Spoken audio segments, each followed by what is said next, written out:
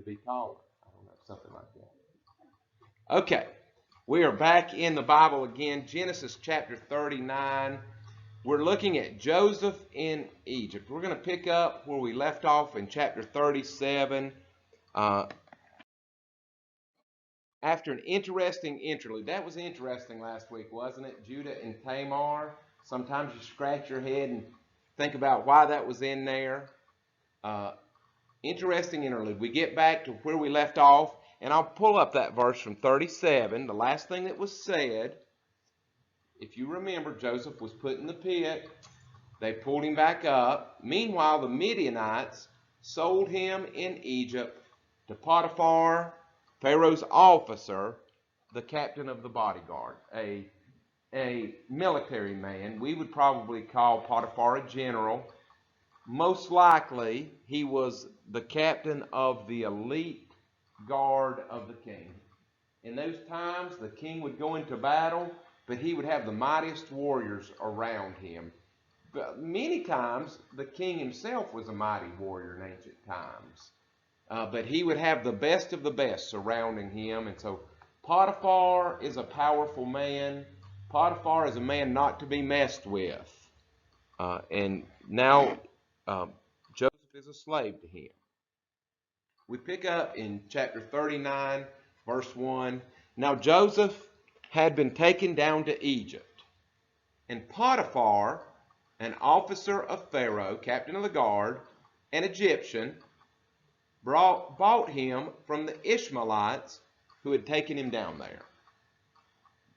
Verse 2 tells us the big theme of pretty much the rest of the book of Genesis. This is kind of the theme of the Joseph narratives. The Lord was with Joseph, like the Lord was with Abraham, like the Lord was with Isaac, like the Lord was with Jacob.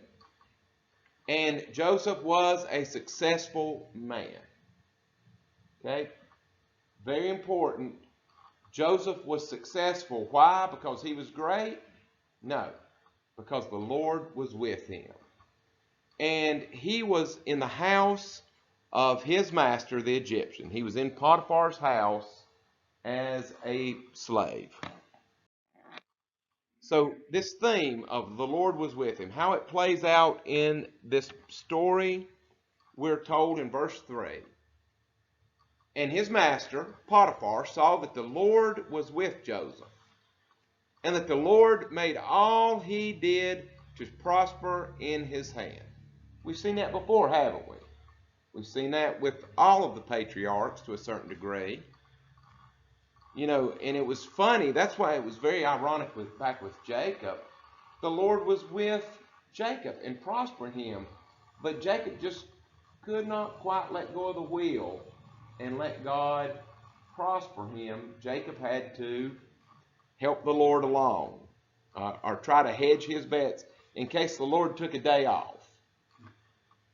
Verse 4 says, So Joseph found favor in his sight and served him. Very important verse. And we're going to talk about this more as we go through this chapter. There's a change of pace with Joseph. There is a change of, what would we say?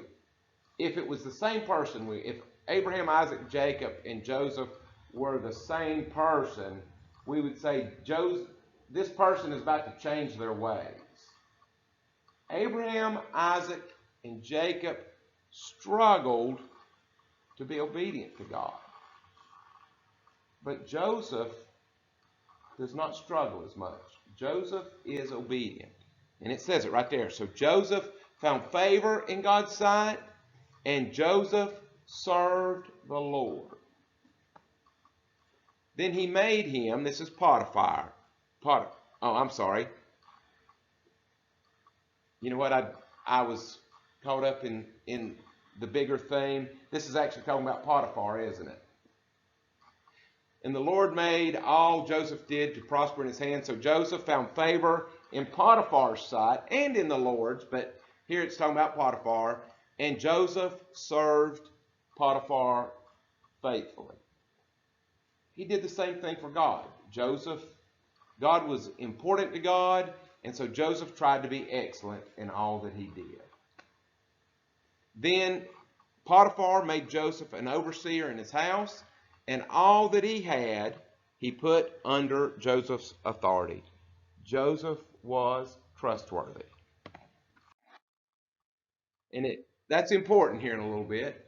So it was, we're in verse 5, so it was from the time that he had made him overseer of his house and all that he had, that the Lord blessed the Egyptian's house for Joseph's sake. Because Joseph was faithful, because God was with Joseph, Potiphar started making money. Everything was cleaner. Everything was running smoother. All that he had, all his crops, all his animals were blessed and growing. And the blessing of the Lord was on all that Potiphar had in the house and in the field because of Joseph. Because Joseph was a righteous, honest, hard-working man who loved God. God blessed him. Now remember this same kind of thing happening with Jacob. God told Jacob before he went up north to Padan Aram that he would be with him and he would bless him and he would keep him. And so after he had been there a while, Laban came and talked to him. But Laban said to Jacob, "If I have found favor in your sight, I have learned by divination that the Lord has blessed me because of you." So this is a common thing. God giving the blessing through his followers. God blessing the world through the righteousness of his followers. In Joseph, we see a continuation of that theme of blessing that takes us all the way back to chapter 1. All the way back to chapter 1, before there were any Hebrews, before there were any Abrahams, God had promised a blessing on mankind. Remember his desire to bless all the way back to chapter 1, verse 28. God blessed mankind. And God said to them, "Be fruitful and multiply. Have plenty to eat, have lots of babies, spread out, fill the earth, and subdue it. Rule over the fish of the sea, over the birds of the sky, over every living thing that moves on the earth. I'm going to make you the top of the food chain. Take good care of it." And then later, when Abraham did come along and God started a special work in the nation of Israel, in the Hebrews, he continued the blessing through Abraham. "And I will bless those who bless you, Abraham, and the ones who curse you I will curse, and in you all the families of the earth will be blessed." God's desire to bless mankind is pre-sin. God had us, created us in order to bless us. Thus, we get up to verse 6, thus he left all that he had in Joseph's hands. We'll see here, including his wife. And he did not know, in Joseph's hand, and he did not know what he has except the bread which he ate. So in other words, Potiphar went to work. Joseph did everything. Joseph said, "Sit down, it's supper time," and the servants brought Potiphar food. He had no responsibilities at all. Sometimes I wish I had a Joseph and I could just sit down and eat bread. Life doesn't afford that too often. So what is this story about then? What are we talking about in these Joseph narratives? Anybody want to venture a guess or a thought? So this story is about Joseph's goodness. There's certainly Joseph's goodness is a big part of this. He is obedient to God. He is a righteous man. What is the Bible about then? Different good people? Huh? Did I set you a trap, Faye? The Bible's about, but except for this story about Joseph. See, I set you a trap. No. His goodness is kind of his loyalty to God and faithfulness. So he is responding correctly to God. So in actuality, Joseph's goodness is about God, in a way. No, I agree that Joseph's goodness is an important part. And the Bible author goes to great lengths to contrast Joseph with Abraham, Isaac, and Jacob. The Bible, in general, is about God and His promises and His faithfulness to deliver His promises. And this story is the same. Joseph is responding to God's goodness. But what is nice and what is different with Joseph is God doesn't have to kind of go behind Joseph to fix things. And a lot of these stories are flip-flops from things that the patriarchs did, including this one in chapter 39. It's a brief chapter, and this story is a flip-flop of some of the things that we've already seen throughout Genesis. So, now Joseph was a handsome man in form and appearance. Verse 7, and it came to pass after these things, that the master's wife cast longing eyes on Joseph, and she said, lie with me. She's a wicked woman. So as I said, this is a reversal of motif. And in explaining motif, we get the word motive from the same root word as motif. What's your motive for that? What's the underlying motive? Also, motive, automotive. We get the word automotive, movement. It has to do with movement.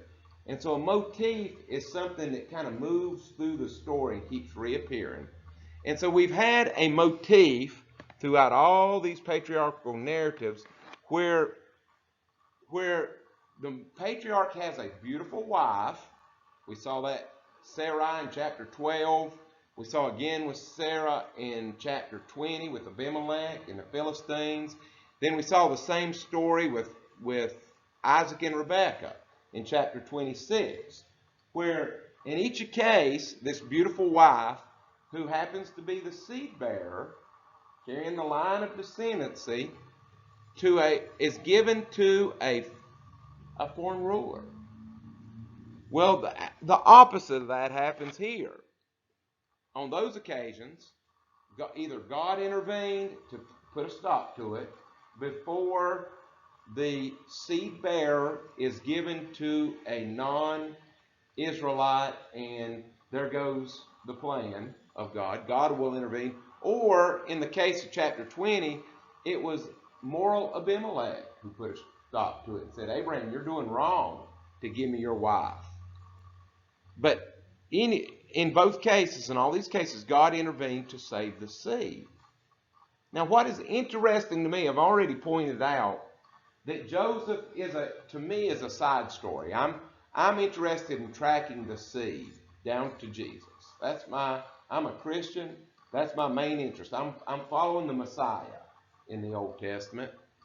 And Joseph is something else. Joseph is not the line of the Messiah. And so the seed of promise, the seed of descendancy, the kingly seed, is not involved in this episode. And we see the whole story flips. Now the motif is reversed. A patriarch, Joseph, is tempted by the wife of a foreign official. That is a complete flip-flop of the story, of the way it's gone. I don't think that's an accident. We see in verse 8, but he refused, and he said to his master's wife, my master does not know what is with me in the house. In other words, he just sits down for supper, and I take him bread, and he leaves everything to me. He doesn't know, he doesn't question anything I do. He has committed all that he has into my hand. There is no greater in this house than I, nor has he kept back anything from me. But you, woman, I put the woman in there, that's not in Hebrew, because you are his wife. Now look, again, I'm with faith. Joseph is good. What is Joseph's motivation? Is he calling positive attention to himself in this? No. How then can I do this great wickedness and sin against God? Okay? Joseph is a role model for us. Not, how can I do this? What if Potiphar catches me? Me. How can I do this and betray Potiphar's trust? Still about me. He goes right to the source. How can I do this thing? How can I betray trust? That is a sin. To sin with you is more importantly a sin against God. God is the most important. God is the motivation. God is the reason. Joseph's a good guy. So it was, as he spoke to Joseph day by day, that he did not heed her, as she spoke to Joseph day by day. So she kept pecking at him. Pecking. And he did not heed her, to lie with her or to be with her. He avoided her. These Joseph narratives change the focus slightly. Probably way more than slightly, as I've already alluded to, from God working in and through human actions to bring about his master plan. Over and over, Abraham, Isaac, and Jacob would do things to jeopardize the seed. And we saw, too, in that little interlude last week, Judah did the same thing. Judah, the patriarch, jeopardized the seed. God had to keep intervening. He had to keep sending clever women. He had to keep sending Gentiles. And again, I've told you, when an unlikely character performs something that saves the day, in storytelling, and especially in the ancient mindset, that is divine intervention. When a woman fixes things in the household rather than the patriarch, the husband, that's God working. When a Gentile comes along and gives a moral lecture to a patriarch, that is God at work. And so God had to work. God is tired by this point. He's like, well, somebody be good for a change. Now we change it a little bit, and it's very important. Now the focus places greater emphasis on how we should respond to God's faithfulness. So Abraham, Isaac, and Jacob had a lot of warning for us. Warning. Do not jeopardize your holiness. Guard your holiness. Now, Joseph is a role model for us to be obedient to God. And these are two important things. I hope we have time to get to Jeremiah. Jeremiah and Ezekiel both talk about a new covenant that God is working on in the Old Testament. They are prophesying about God's goal with people is for these two things to come together, to live life knowing that God is in charge, seeking his will by being obedient and trying to be righteous and holy. When you bring the patriarchs together, you see a full picture of what God wants from us. To recognize his sovereignty and that he's working, and to live obedient lives. So let's keep going. See if you agree with that. Genesis 39, verse 11. But it happened about this time, when Joseph went into the house to do his work, and none of the men of the house were inside, that she caught him, this wild woman caught him by his garment, saying, lie with me. But he left his garment in her hand and fled and ran outside. And so it was, when she saw that he had left his garment in her hand and fled outside. We'll pick that up in a minute. Does anybody else see a reversal of a previous story here? It might be a little bit obscure. I caught this in Hebrew. I probably wouldn't have caught it in English. But that word garment, when Rebekah was trying to get Jacob the blessing, she went and she took She was a woman, and she took Esau's garment and put it on Jacob. Here I think this is a reversal. Rather than putting on a garment in order to try to gain favor, gain blessing, Joseph is taking off his garment in order to avoid offending God, avoid doing an unrighteous thing. And he fled.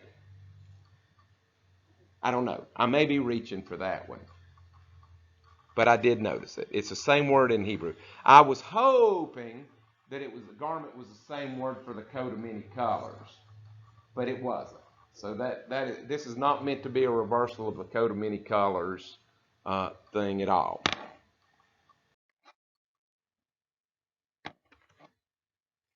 Joseph is succeeding here. He is doing righteousness where Abraham, Isaac, and Jacob often fail, and that is in keeping God's will for their life, their day-to-day decision making. He's making right choices where Abraham took the handmaid and went and lay with her, etc. All of the patriarchs making little mistakes. And so we got a heads up for this when the three men visited Abraham back in chapter 18. Abraham was imploring God to spare Sodom and Gomorrah, and God was talking to himself, and God said this, I have chosen Abraham that he may, why did I choose him? Was there something special about him? Well, not according to this verse. It says, so that he may command his children and his household after him to keep the way of the Lord by what?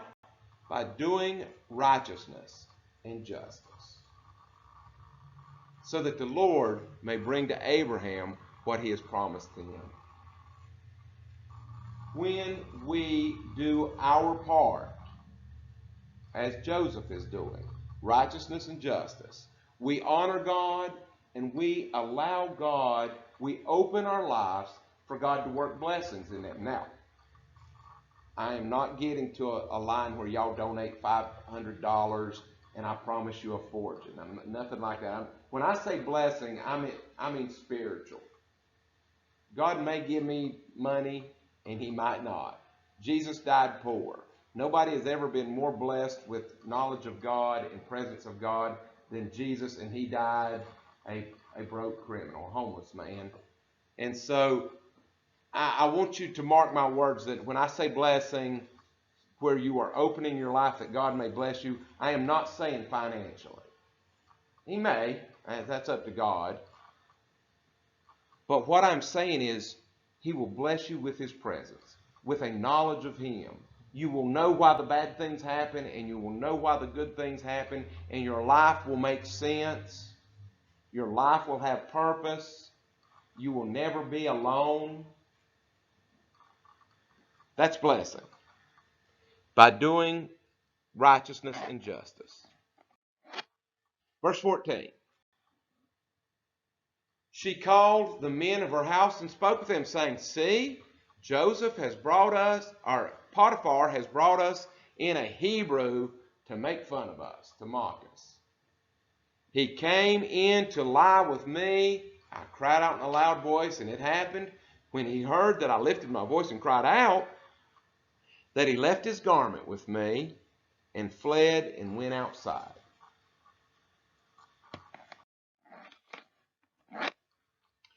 There's a human element in the fulfillment of God's will. Now, God will operate without us, and so I'm not saying God is limited by what we do. I want to be very careful. But God has, when he interacts with us, there is a part that we play in God doing his will. He means for us to seek righteousness. God does what he does. It works his plans. We can never know the full extent. This side of the heartbeat, I think when we get to heaven, we will be able to see sin, the veil of sin will be lifted, and we'll be able to see why God did and what he was doing. Maybe, I don't know. But I know that he means for us, in the midst of chaos and calamity, to seek righteousness, to be more righteous. When God's people do righteousness, God will prosper their way. And again, I want to define my term. By prosper, I mean prosper us with His presence and with purpose and meaning. Now, He may help us out financially. I don't know. He may not. I do not see a connection between those things. When I say prosper, when I say blessing, I mean God has a desire to make us rich of heart, to make us love intensely and feel joy at the love of our relationships and to be loved back.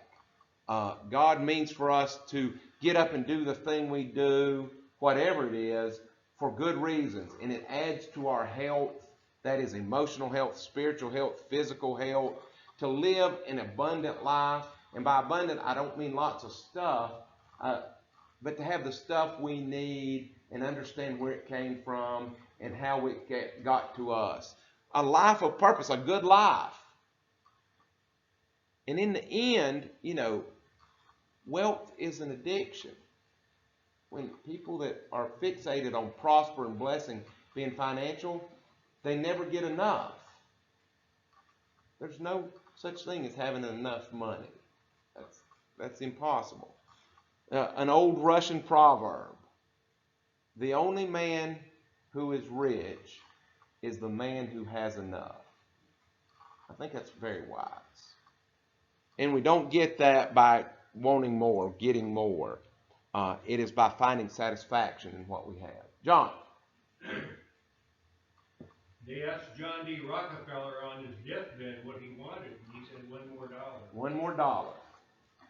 $1 more. Throw it in the sea of dollars that he already had.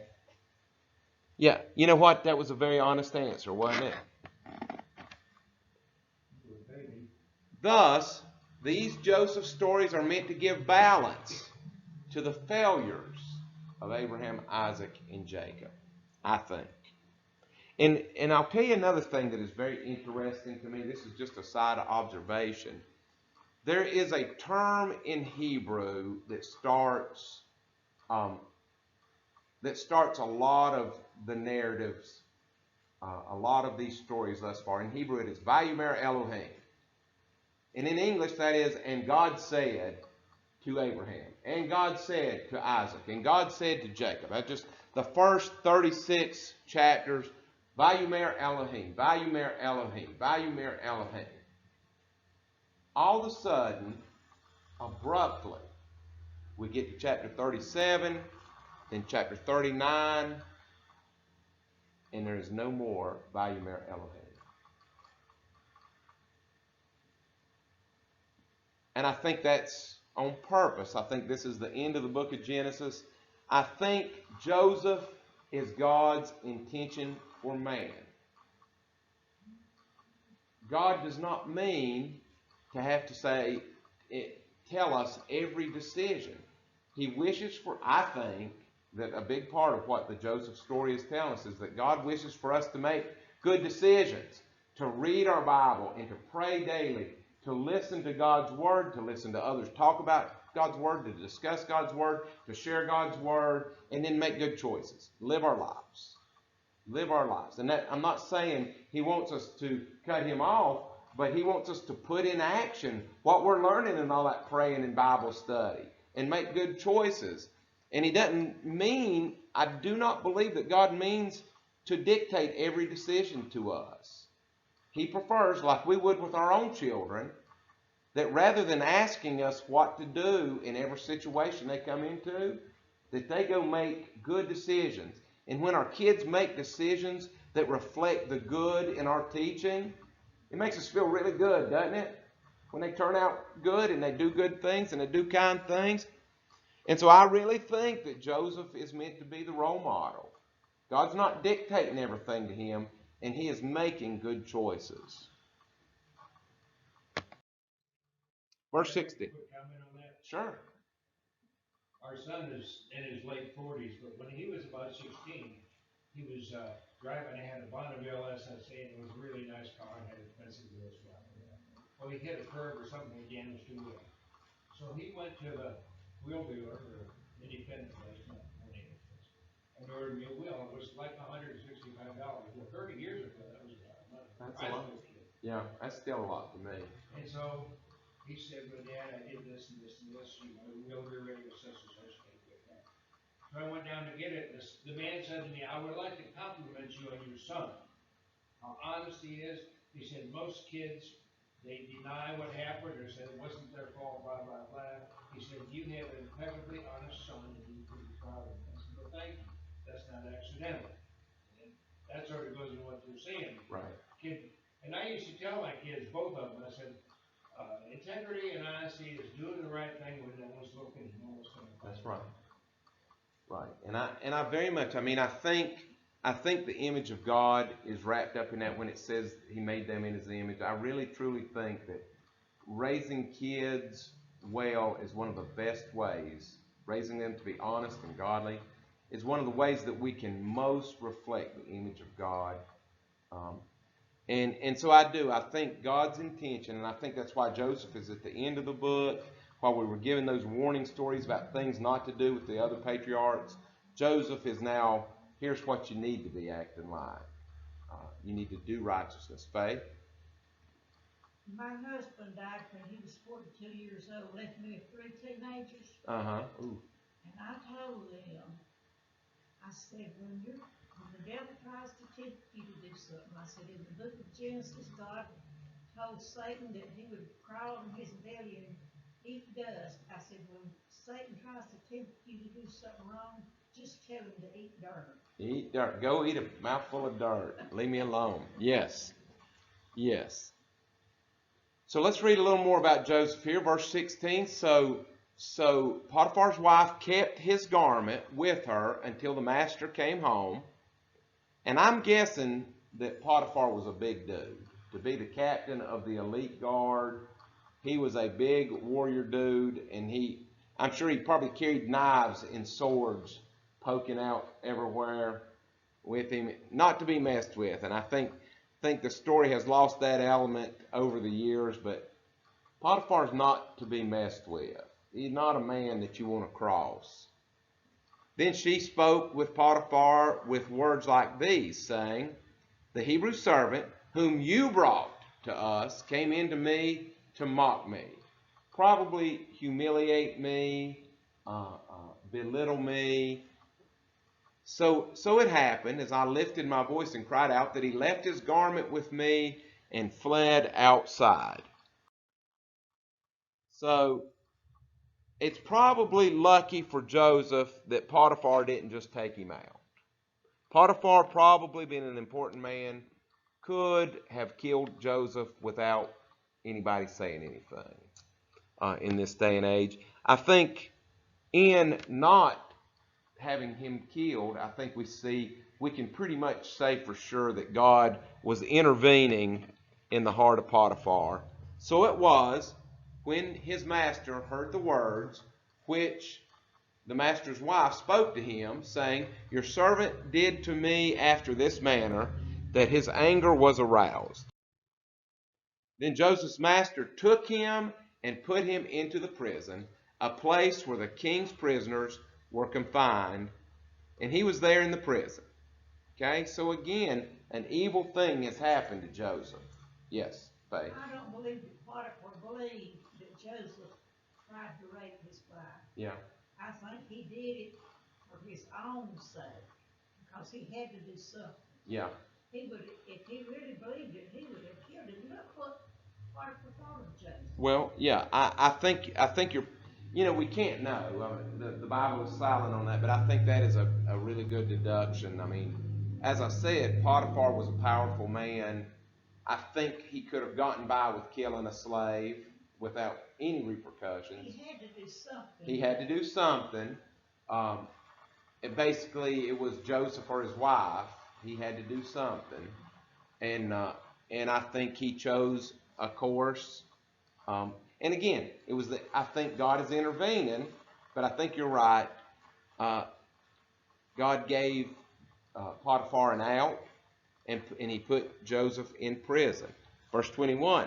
But the Lord was with Joseph. Again, lest you forget what this story is about. Yes, Joseph is doing his part. but God is with him and showed him mercy, and he gave him favor in the sight of the keeper of the prison. So yes, Joseph is righteous. Yes, Joseph is making good decisions. Yes, Joseph is organized. Joseph is charismatic.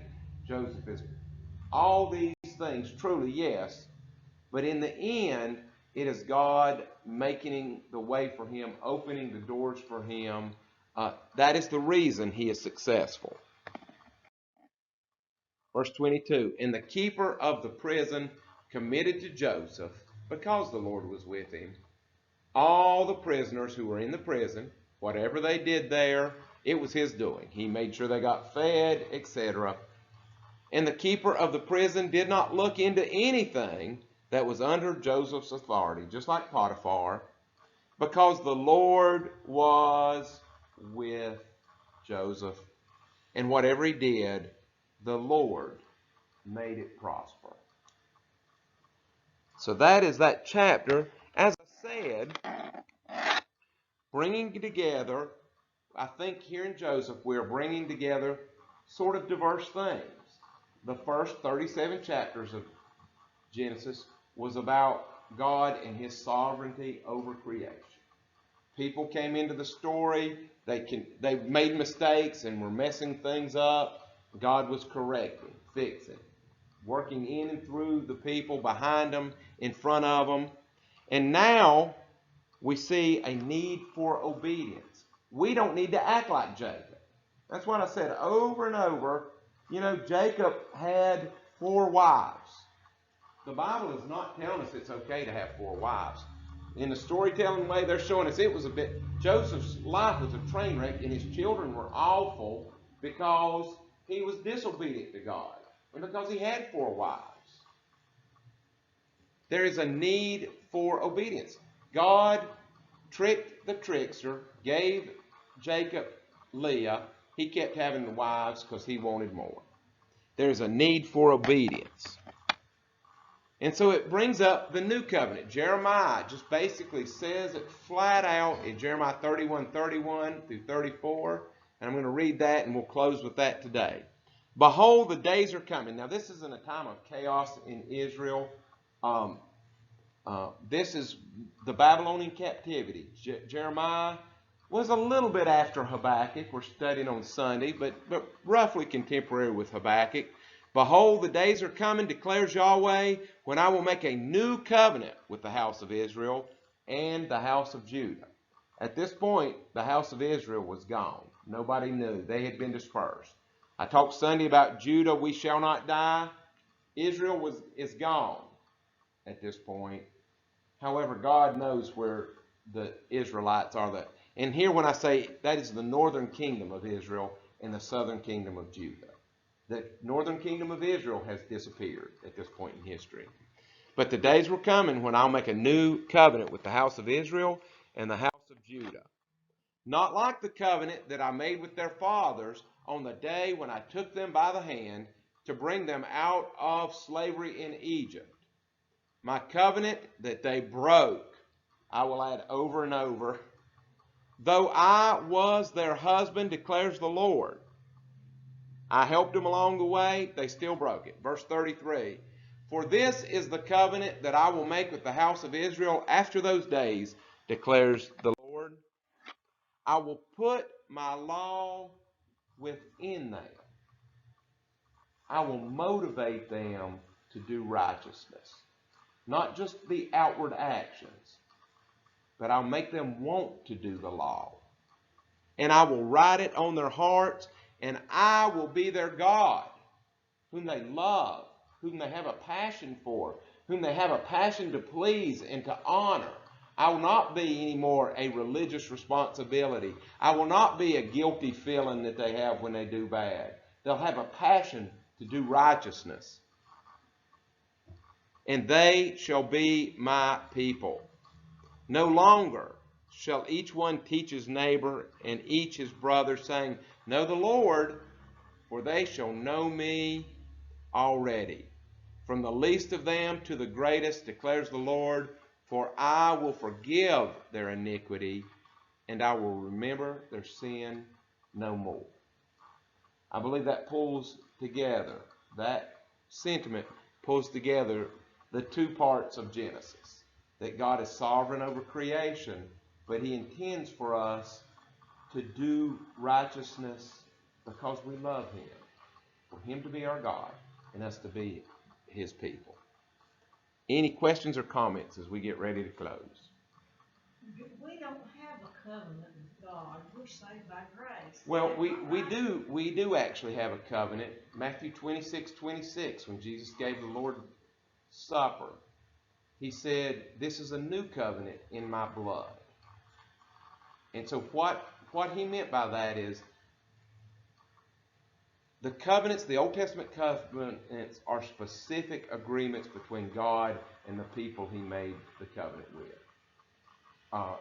And in Jesus, all those covenantal agreements, the sentiment behind them, come together in Jesus. Jesus fulfills the human end of all those previous covenants and rolls them up into one. And when we make Him Lord, see, covenants are peace treaties between two kings. In the ancient world, they would have a big suzerain king, they would call it. And then underneath that suzerain, he has conquered all this territory. And each little city has its own king. They're called vassal kings.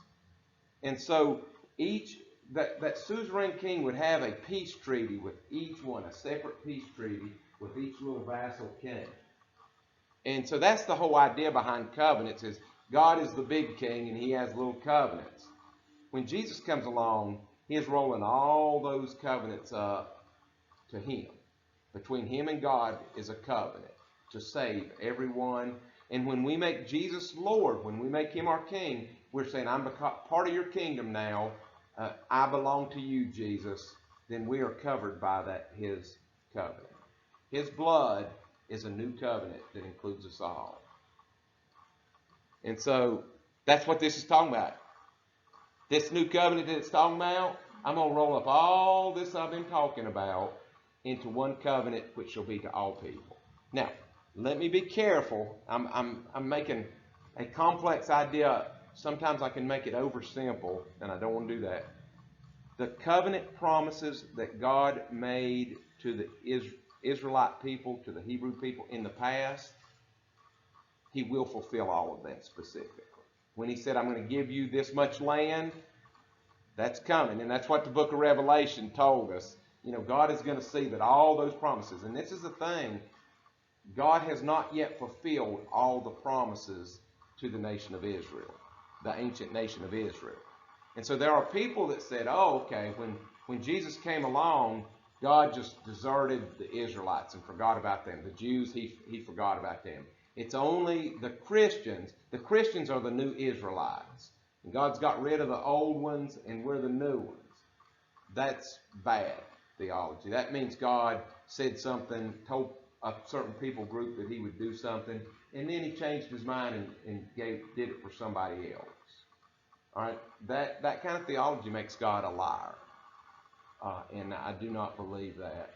But I believe there are promises, and see, the thing too is the Israelites are out there, the northern kingdom, the 10 tribes of the northern kingdom, they're out there somewhere. They have disappeared from human history.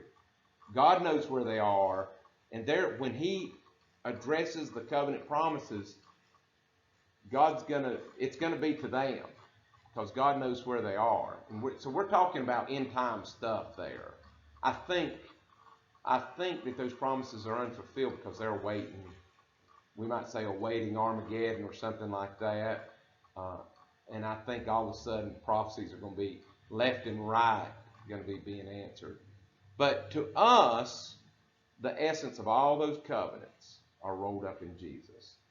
In my blood is a new covenant. It's powerful. I tell you, sometimes I get, when we do the Lord's Supper, think, okay, what I got to do next? But then sometimes I'm just overawed by the significance, because when Jesus did that Passover supper, you realize He was doing an ancient ritual. It was very old, the Passover. And they were remembering God's promise to the people, I'll strike the Egyptians. And I'll go back down there with my mighty right arm, and I'll take you out of slavery. I'll redeem you from slavery. I'll buy you back. And anybody, the most powerful army in the world in Egypt, I don't care. Bring them on. I'm going to free my people. And Jesus is remembering that, and he said, you know what? I'm taking this ancient promise, and I'm opening it up. In just a couple hours, I'm going to go to the cross, and I'm going to open this blessing in this relationship. I'm going to open it to everybody. So God's special people, yes, the Israelites, the Jews, I'm going to open that blessing to the world and make it available to everybody. It makes little bumps come up on my arm. Think about it. It's good stuff. Anything else? He destroyed their persecutors, and they saw the dead bodies of the Egyptians. That was Genesis 14, I mean. Let's see. Well, what I was talking about was the Egyptians at the Red Sea. That was Genesis 14. Exodus. I'm talking about Exodus. Exodus 14. Yeah, okay. I'm sorry, I said the right. Well, you said Genesis 14. You know, in Genesis 14 was the battle of the 4 kings versus the 5 kings. So I was trying to make a reference. I couldn't pull anything out of that. But yes. Sorry, I'm distracted. Yes, that's okay. That's okay. We're work in progress, aren't we? All right. Anything else? That Bible's loaded. Let's go ahead and pray and be dismissed.